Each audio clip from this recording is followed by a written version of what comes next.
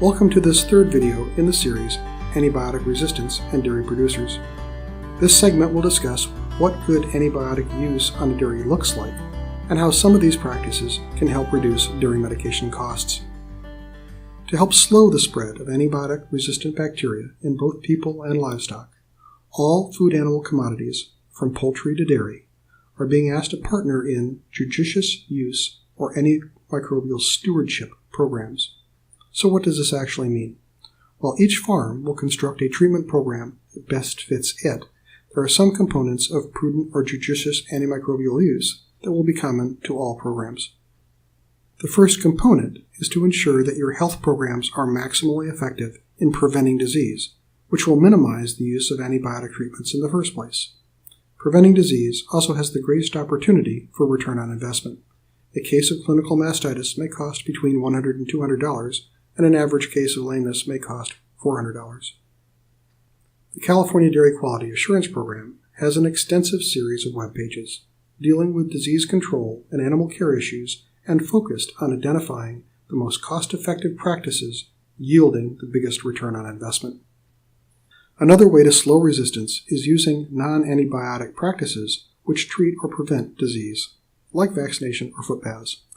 Implementing such practices is also useful in minimizing antibiotic use and treatment costs. It's also useful to have your veterinarian periodically perform post-mortem examinations to document which disease conditions are present on your facility and, when caused by bacteria, which antibiotics those bacteria are sensitive to. This sets you up for success for the next critical component.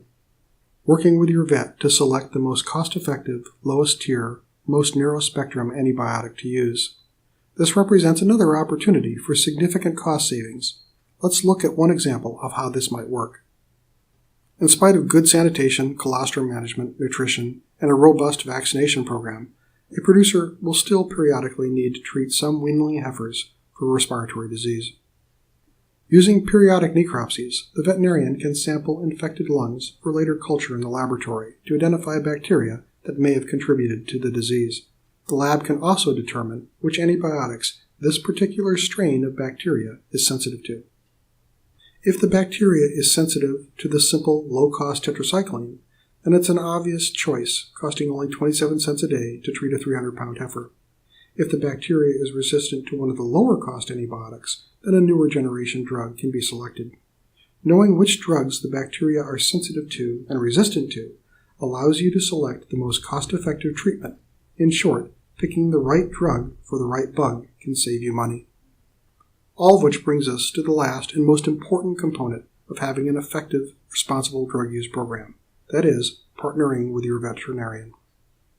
Since every facility has different health objectives and challenges, producers will benefit from using their herd veterinarian to minimize disease while picking the most cost-effective drugs when treatment is needed.